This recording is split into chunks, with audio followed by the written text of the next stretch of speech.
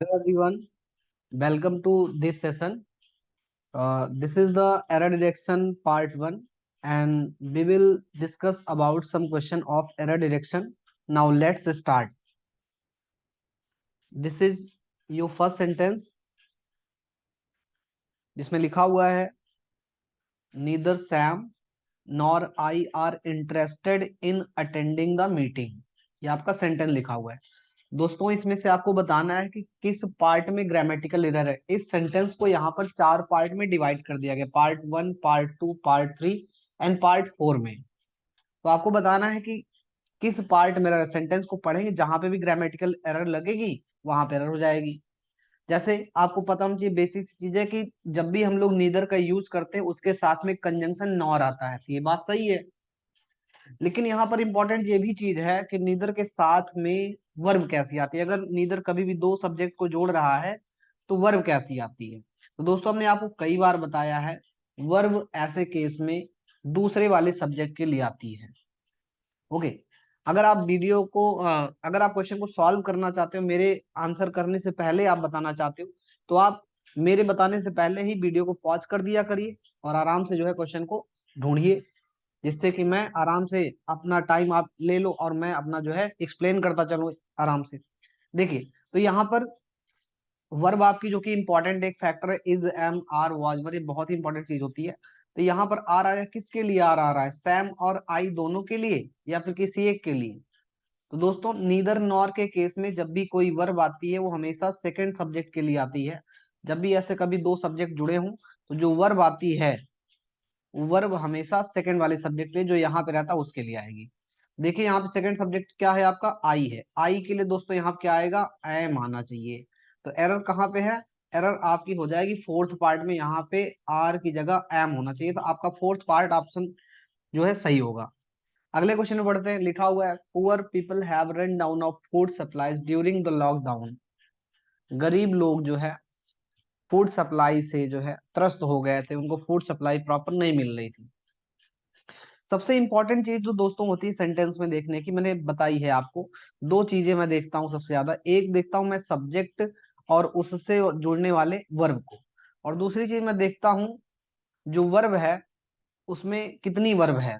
जैसे कि एक आपकी हेल्पिंग वर्ब होती है, दूसरी आपकी मेन वर्ब होती है। तो इन दोनों को मैं आपस में तालमेल बिठाता हूँ, खास करके इन दोनों चीजों को देखना बहुत जरूरी होता है।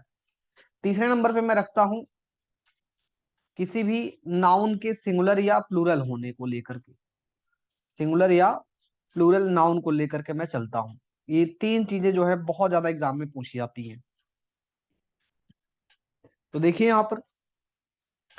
यहाँ पे सब्जेक्ट आपका क्या है? Poor people. और पुअर पीपल में पीपल आपका एक प्लूरल नाउन होता है, एक प्लूरल सब्जेक्ट है। इसके लिए वर्ब आई है प्लूरल, ये भी सही है। हैव आपका प्लूरल है, सही है। हैव के बाद जो वर्ब आती है वो आपकी थर्ड फॉर्म में होनी चाहिए, तो यहाँ पे थर्ड फॉर्म आपका रन डाउन लिखा है, सही है।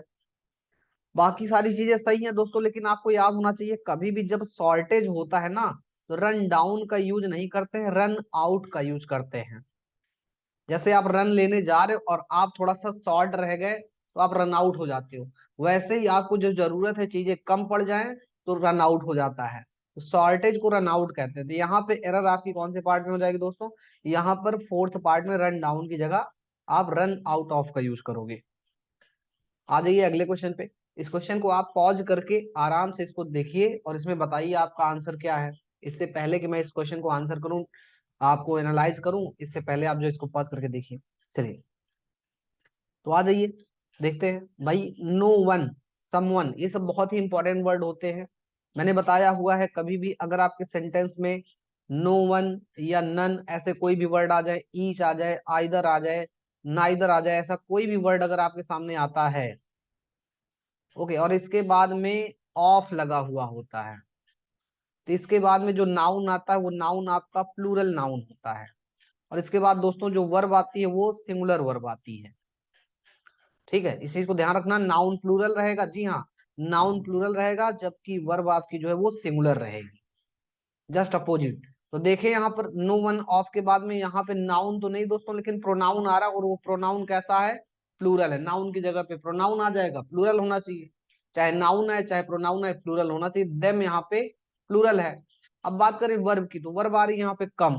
अब भाई कम तो आपकी एक प्लूरल वर्ब मानी जाती है, जब वर्ब में यस या यस लगाते हो तब वो सिंगुलर बनती है, तो एरर यहाँ पर है कम्स होना चाहिए था। ओके, यहाँ पे क्या होगा दोस्तों, यहाँ पे कम्स होना चाहिए। तो कौन से पार्ट में एरर मिलेगी, यहाँ पे फिर से फोर्थ पार्ट में लगातार तीसरी बार जो है फोर्थ पार्ट में एरर आई है, कम्स होना चाहिए यहाँ पे। आ जाइए अगले क्वेश्चन पे, जल्दी से आप लोग देखिए इस चीज को, वीडियो को पॉज करके आप लोग देख सकते हो, एनालाइज करो, बाकी तो मैं हूं ही बताने के लिए क्या एरर है इसमें। देखिए यहाँ पर इंपॉर्टेंट फैक्टर है, यहाँ पे बॉक्स आपका एक सिंगुलर नाउन है। क्यों सिंगुलर, क्योंकि दिस इसको बता रहा है कि this box, this jewellery box, तो सिंगुलर नाउन हो गया। हमने तीन चीजें बताई, नाउन को देखना, सब्जेक्ट को देखना, वर्ब को देखना, वर्ब फॉर्म को देखना बहुत जरूरी है। तो सब्जेक्ट आपका सिंगुलर हो गया क्योंकि यहाँ पे दिस लिखा हुआ है। आफ्टर दैट वर्ब को अगर हम देखें तो वर्ब यहाँ पे आपकी क्या है, इज है। इज क्यों आ रहा है, क्योंकि सब्जेक्ट आपका सिंगुलर है इसीलिए इज आ रहा है, ये भी सही। इज के बाद अगर कोई वर्ब आती थी आपको देखना होता, हमने कहा हेल्पिंग वर्ब के बाद जो मेन वर्ब आती है उसका फॉर्म देखना बहुत जरूरी है। तो इज के बाद वर्ब थर्ड फॉर्म में आती है जब पैसिव वॉइस आप बनाते हो, तो सही बात है, पैसिव वॉइस का फॉर्मेट भी है, सही है। अब उसके बाद यहाँ पर एक बेसिक सी एरर है कि मेड के बाद में प्रीपोजिशन क्या आता है। तो मेड के साथ ज्यादातर आपको दो प्रीपोजिशन देखने को मिले, वैसे तो बहुत सारे प्रीपोजिशन, लेकिन यहाँ पर जब किसी चीज को बनाया जाता है किसी चीज से, तो एक मेड ऑफ होता है और एक मेड फ्रॉम होता है, दो प्रीपोजिशन का यूज करते हैं किसी चीज को बनाने के सेंस में। जब आप कोई चीज सोने से, चांदी से, मिट्टी से, लकड़ी से बना रहे हो, लोहे से बना रहे हो, तो वहां पे हम लोग मेड ऑफ का यूज करते हैं। क्यों, क्योंकि कोई भी ऐसी चीज जिसको बनाओ और तोड़ करके फिर वो वापस उसी फॉर्म में आ जाए तो मेड ऑफ का यूज किया जाता है। एक तरीके से कह सकते हो आपकी फिजिकल चेंज, भौतिक परिवर्तन। मतलब सिल्वर पहले है तो उससे चाहे बॉक्स बना दो, चाहे अंगूठी बना दो, चाहे नेकलेस बना दो, वो सिल्वर अभी भी रहेगा।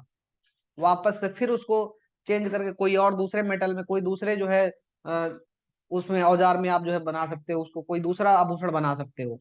लेकिन कोई ऐसी चीज जो पूरी तरीके से चेंज हो जाए और दोबारा वापस चेंज ना कर सकते हो, जैसे दूध से दही का बनना, तो वहां पे फिर फ्रॉम का यूज करते हैं। तो दोस्तों यहाँ पे फ्रॉम नहीं, यहाँ पे ऑफ होगा, क्योंकि आप सिल्वर से बॉक्स को बना रहे हो तो बॉक्स में सिल्वर अभी भी है, गायब नहीं हुआ है। अगला सेंटेंस, नेक्स्ट सेंटेंस लिखा है I want you to complete this work by 2 days। बहुत अच्छा सेंटेंस है, मैं चाहता हूं कि आप ये काम जो है 2 दिन में खत्म करें, ऐसा लिखा है। तो सबसे पहले नजर मेरी जा रही यहाँ पर सब्जेक्ट आई पर। आई के लिए वर्ब आती है तो ज्यादातर हम लोग वर्ब प्लूरल का यूज करते हैं, आई के साथ वांट आता है, आई के साथ वांट्स नहीं आता है, सही बात है। वांट के बाद अगर कोई वर्ब आती है तो टू लगता है, ये भी बात सही है। और उसके बाद वांट टू के बाद वर्ब आपकी हमेशा फर्स्ट फॉर्म में आती है, तो ये भी क्लियर हो गया। फिर आपको एक इंपॉर्टेंट वर्ड दिख रहा है यहाँ पे, दिस। दिस के बाद कोई नाउन आता है तो सिंगुलर होता है या अनकाउंटेबल होता है, ऐसा कोई होना चाहिए। तो यहाँ पे आपका जो है वर्क आया है। उसके बाद हम देख रहे हैं यहाँ पर टू लिखा हुआ है, टू के बाद जब कोई नाउन आता है दोस्तों, टू के बाद जब कोई नाउन आता है तो प्लूरल आता है, 2 days 2 years ऐसे लिखा जाएगा, सही है भी। एरर क्या है, एरर यहाँ फिर से प्रीपोजिशन की है, प्रीपोजिशन की एरर यहाँ पे है कि बाई नहीं होगा, आप यहाँ पे इन का यूज कर लें तो ज्यादा अच्छा है। कौन से पार्ट में, फर्स्ट पार्ट में यहाँ पे दोस्तों आपका आंसर हो जाएगा। आइए अगले क्वेश्चन पे चलते हैं। लिखा है सेंटेंस आपका, you must be careful about what you say as you meet her. You must be careful, तुम्हें सावधान रहना चाहिए, अबाउट वॉट यू से, क्या तुम कहोगे जब तुम उससे मिलोगे। तो मतलब जब तुम उससे मिलो तो तुम इस चीज का ध्यान रखना कि तुमको क्या कहना है।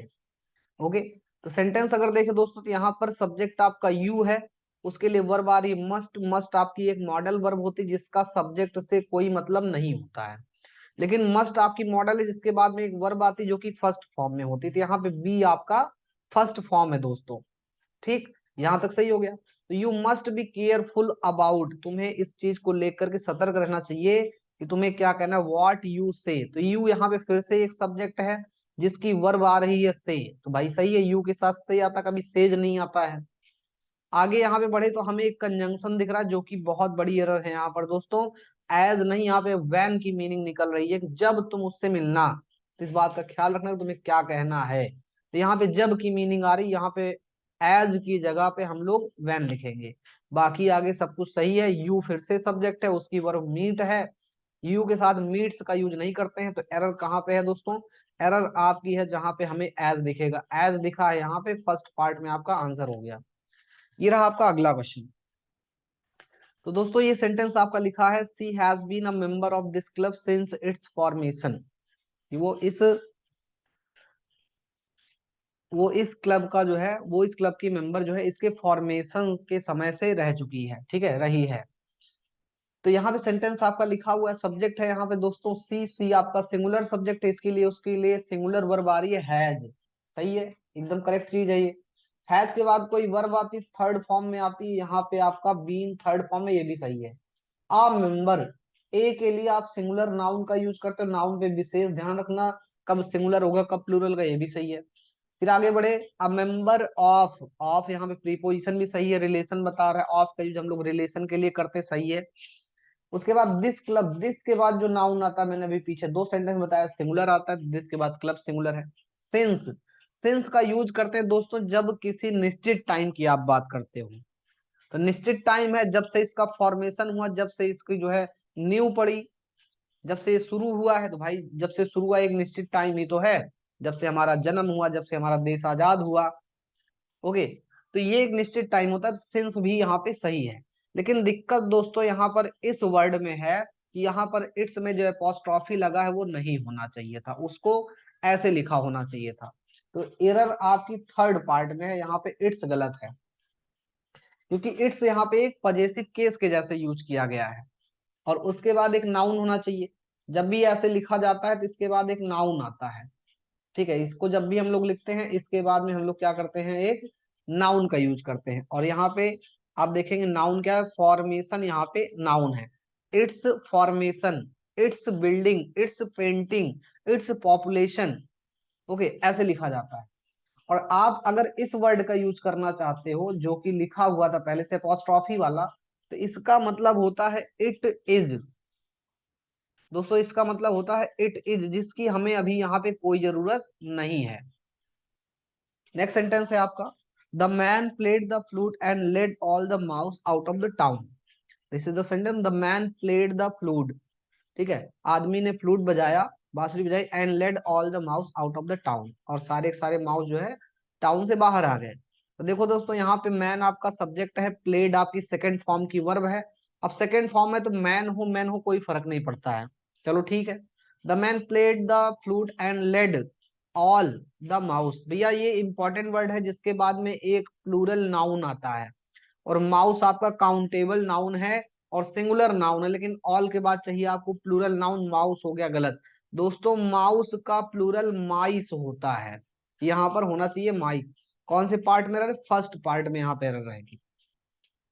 अगले क्वेश्चन को जल्दी से आप पॉज करिए और जल्दी से इसमें देखिए, ढूंढिए आंसर क्या है। बहुत ही आसान एरर है दोस्तों, ऐसे क्वेश्चन है जो कि एग्जाम वाले क्वेश्चन है, डिट्टो एग्जाम के क्वेश्चन है, ये प्रीवियस ईयर क्वेश्चन पेपर के हैं। ये मत समझिए कि ये आसान क्वेश्चन है, ठीक है, कि हम आसान क्वेश्चन ही करा रहे हैं, नहीं, आसान आते ही हैं, बस केवल आपको प्रैक्टिस करने की देर है, आपको टाइम बचाने की देर है, कि आप इंग्लिश में टाइम बचा करके आप जो है मैथ में आप उसको यूटिलाइज करें, रीजनिंग में यूटिलाइज करें। आप जैसे क्लोज टेस्ट के क्वेश्चन होते हैं, पैसेज के क्वेश्चन होते हैं, तो उनमें आप थोड़ा सा टाइम जो है अपना दे सकते हैं। तो सेंटेंस यहाँ लिखा, the venue for the wedding have not yet been finalised. तो सेंटेंस है आपका, यहाँ पर अगर देखा जाए तो ये आपकी वर्ब है, पहली वर्ब है जो कि आपकी प्लूरल वर्ब है।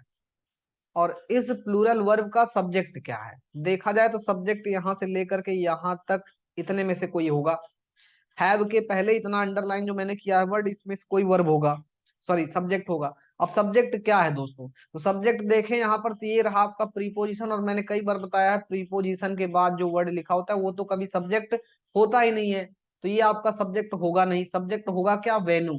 तो the venue have not been decide, भैया वेन्यू के लिए, वेन्यू आपका अगर सब्जेक्ट है तो इसके लिए हैव नहीं आएगा दोस्तों, क्या आएगा यहाँ पर? हैज आएगा। तो हैज यहाँ पर होना चाहिए, सेकेंड पार्ट में आपकी जो है गलती है, यहाँ पर हैज होना चाहिए, the venue has not yet been decide. Okay, the venue for the wedding has not yet been decide. Okay, ये बन जाएगा आपका। अगला सेंटेंस, क्वेश्चन आपके दोस्तों आसान है, बस केवल आपको जो है एक बार देखने की जरूरत है। Laws and rules are made. देखो दोस्तों, मेरी नजर पड़ी सबसे पहले आर पे। आर क्यों आ रहा है? तो भैया यहाँ पे रूल्स लॉज दोनों ही प्लूरल है, दोनों एंड से जुड़े हैं, आर आएगा, सही है। आर के बाद हमने कहा था जो वर्ब आती थर्ड फॉर्म में आती पैसिव वॉइस बन रहे हैं, यहाँ पर सही बात है, थर्ड आएगा। उसके बाद हम लोग अगर कभी भी पैसिव वॉइस बनाते हैं तो मेड के साथ में आप टू का यूज करते हैं, और टू के बाद वर्ब जो है फर्स्ट फॉर्म में आती है। अगर आप मेड को पैसिव वॉइस में बना रहे हो तो वहां पर वर्ब आपकी फर्स्ट फॉर्म में आती है, और यही आपकी एरर यहाँ पे सेफ गार्ड होना चाहिए। फोर्थ पार्ट में दोस्तों यहाँ पे एरर है। ये रहा आपका अगला क्वेश्चन, यहाँ पे लिखा हुआ है, देखिए लिखा है I did not new. Subject आपका है आई, हेल्पिंग वर्ब है डिड, और डिड हेल्पिंग वर्ब के बाद जो वर्ब आती है दोस्तों कौन से फॉर्म में आती है? फर्स्ट फॉर्म में आती है। और यहाँ पर ये सेकंड फॉर्म में लिखा है, गलत है। तो यहाँ पे ये एरर होगी। यहाँ पे होना क्या चाहिए? यहाँ पे होना चाहिए नो होना चाहिए, बाकी सब सही है। फिर से सब्जेक्ट यू है, यू के लिए हेल्पिंग वर्ब आ रही है हैड, हैड के बाद कोई वर्ब आती है तो थर्ड फॉर्म में आती है, ये सही है दोस्तों। एरर आपकी क्या है? यहाँ पे नो होना चाहिए। मैं आपको बार बार बता रहा हूँ, सबसे पहले सेंटेंस में यही देखा जाता है, सब्जेक्ट क्या है और वर्ब क्या है, दोनों का मैच हो रहा है कि नहीं। दूसरी चीज देखी जाती है आपकी हेल्पिंग वर्ब क्या है, और हेल्पिंग वर्ब के बाद मेन वर्ब का फॉर्म क्या है। तीसरी चीज मैंने कहा कि सिंगुलर और प्लूरल नाउन देखा जाता है, ठीक है, सिंगुलर या नाउन का प्लूरल होना देखा जाता है। ये बहुत जरूरी चीजें हैं दोस्तों। अगला है सेंटेंस लिखा हुआ, the tired and vexed travellers waiting at the airport for a long time. The tired and vexed travellers, ठीक है, टायर्ड मतलब थके हुए, वेक्स्ड का मतलब परेशान, जो कंफ्यूज्ड हैं। The tired and vexed travellers, तो नाउन यहाँ पे आपका प्लूरल है, और आपके पास ये भी नहीं पता है कि ये प्लूरल क्यों होंगे, तो कोई दिक्कत नहीं है, प्लूरल रहने दो। जब आपको कोई दिक्कत होगी तब इनको चेंज किया जाएगा, नहीं तो रहने दो तब तक।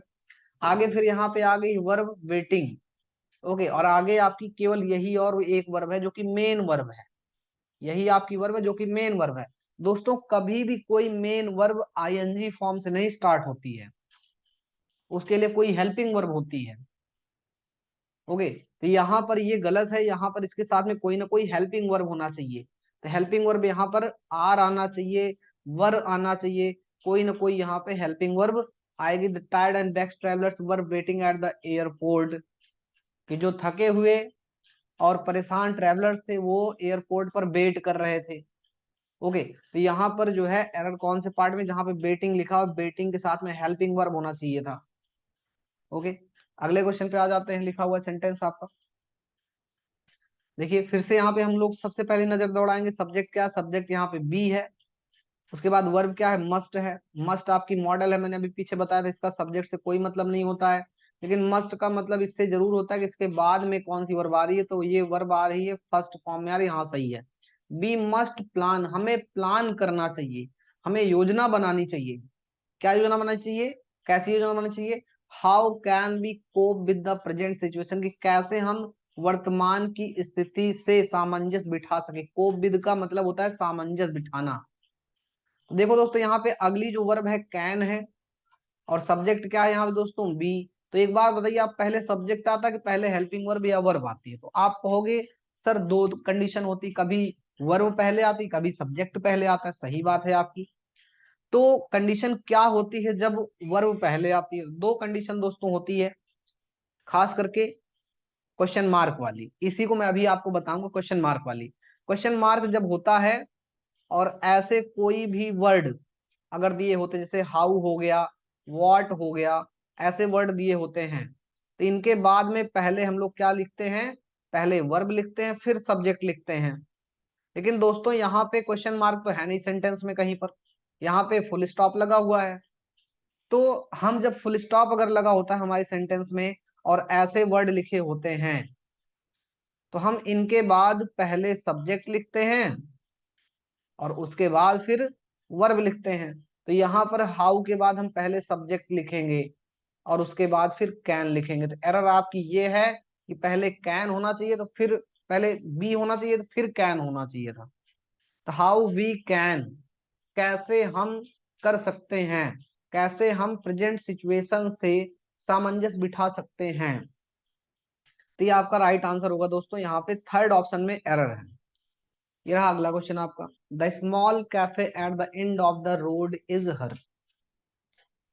Okay, the small cafe at the end of the road, ये आपका फ्रेज होता है, eight the end of the corner, eight the end of the road, eight the end of the, ठीक है, ऐसे जब भी बोलते तो एट आता ही आता है।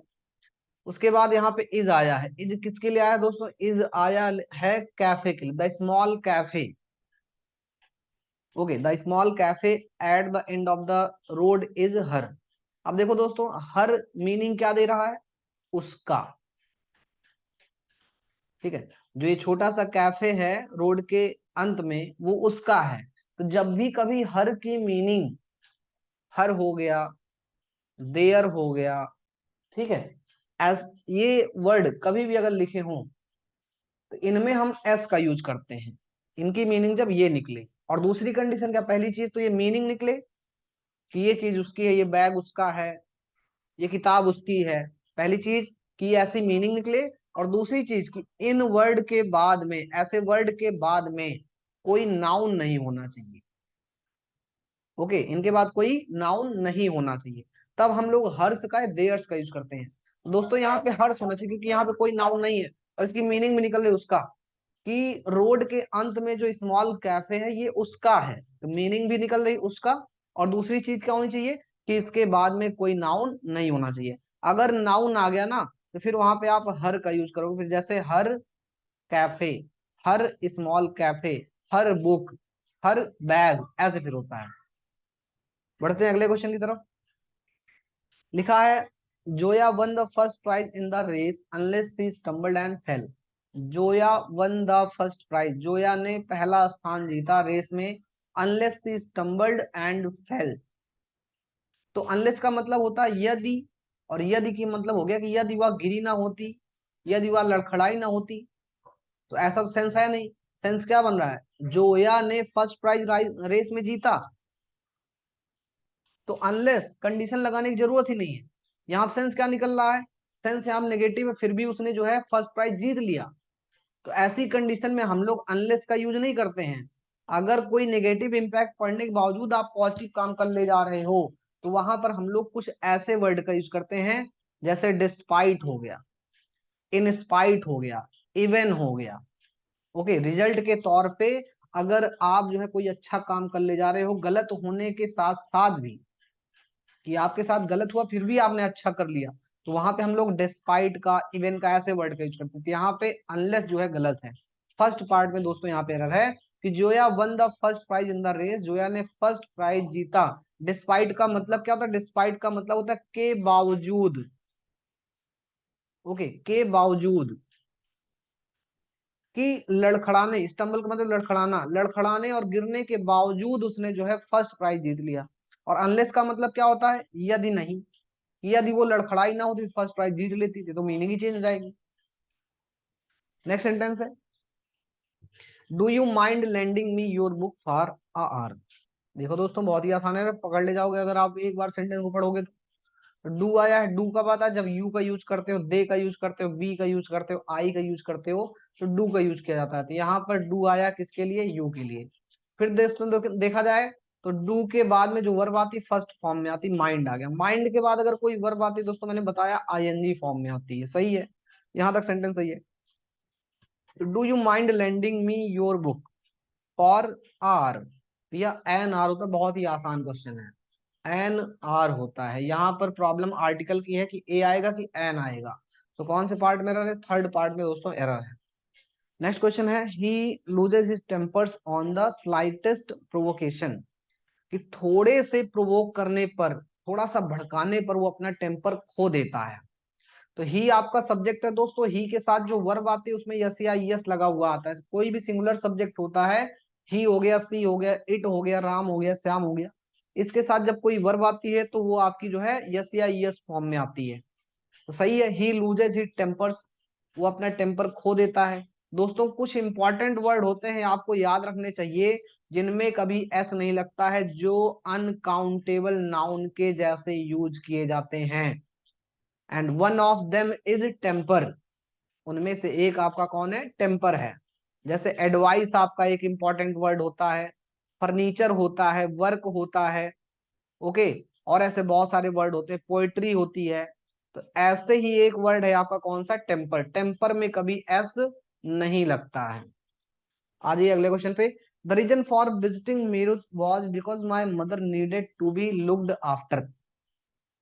द रीजन बहुत ही इंपॉर्टेंट वर्ड है दोस्तों। रीजन का जब भी यूज किया जाता है 100% आप सोच लो कि अगर कभी भी कोई सेंटेंस द रीजन से स्टार्ट होता है तो इसका मतलब फिर आगे चल के एक कंजंक्शन आएगा, और वो कंजंक्शन होना चाहिए दोस्तों दैट। कंजंक्शन क्या होना चाहिए, दैट होना चाहिए। बिकॉज नाम का कंजंक्शन नहीं होगा।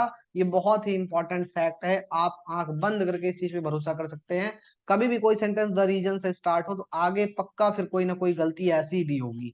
सो there is the error in your second part, यहाँ पे बिकॉज गलत है। ओके, तो let's move ahead for the next question. 19 number question has been given here. Although this is a narrowest street, कि हालांकि ये एक बहुत ही सकरी गली है, फिर भी many large trucks can enter it, फिर भी बहुत सारे बड़े ट्रक जो है इसमें जा सकते हैं। तो ऑल्दो, ठीक है, ऑल्दो वर्ड को देखते ही तुरंत आपके दिमाग में आना चाहिए कि आगे चल करके या तो एट आएगा या तो कॉमा आएगा। ये मैंने आपको बताया हो, या तो एट का यूज करते हैं या फिर कॉमा का यूज करते थे। यहाँ देखो कॉमा दिया हुआ है, सही है, कोई दिक्कत नहीं। फिर देखें तो सब्जेक्ट आपका दिस है, दिस के लिए दोस्तों क्या आएगा, इज आएगा, सही है। आ नैरोएस्ट स्ट्रीट, एक नैरो, भाई ए के बाद सिंगुलर नाउन आएगा, सही है। लेकिन ये जो है ना नैरोएस्ट, जो कि आपका एक सुपरलेटिव डिग्री है, सुपरलेटिव डिग्री के साथ ए नहीं आएगा, एन नहीं आएगा दोस्तों। क्या आएगा, सुपरलेटिव डिग्री के साथ में हम लोग आर्टिकल द का यूज करते हैं। तो यहाँ पे आर्टिकल द होना चाहिए। कौन से पार्ट में एरर दिख रही है हमको, फर्स्ट पार्ट में यहाँ पे एरर दिख रही है। बाकी सब सही है। मैनी लार्ज ट्रक्स, भाई मैनी के बाद जो नाउन आया है वो नाउन कैसा होगा, प्लूरल होगा। आगे कैन आया है, कैन के बाद जो वर्ब आती है प्लूरल, कैन के बाद जो वर्ब आती है वो फर्स्ट फॉर्म में आती है, तो यहाँ पे फर्स्ट फॉर्म दिया गया है। इट प्रोनाउन का यूज किया गया, किसके लिए यूज किया गया, स्ट्रीट के लिए यूज किया गया है। बाकी सब सही है। एरर आपकी ये थी कि द नैरोएस्ट स्ट्रीट होना चाहिए। लास्ट क्वेश्चन है दोस्तों आज के सेशन का, देखिए इसको जो है आप लोग जो है और इसको कमेंट करके, ये आप लोगों के लिए जो है क्वेश्चन है, मैं देके जा रहा हूं। इस क्वेश्चन का आंसर जो है आप लोग कमेंट करके बताएंगे कि इसमें आंसर आपका क्या आएगा। ठीक है, बहुत ही आसान क्वेश्चन है, इसको देख करके आप जो है आराम से सॉल्व कर सकते हैं। इसको आराम से आप देखिए और उसके बाद कमेंट करके तुरंत आपका कमेंट आना चाहिए, और जो कमेंट करेगा मैं उसको रिप्लाई में जो है, चाहे वो सही आंसर करे चाहे गलत करे, मैं उसको जरूर रिप्लाई करूंगा। ओके, तो आज के लिए दोस्तों बस इतना ही, मिलते हैं नेक्स्ट वीडियो में। Thank you so much.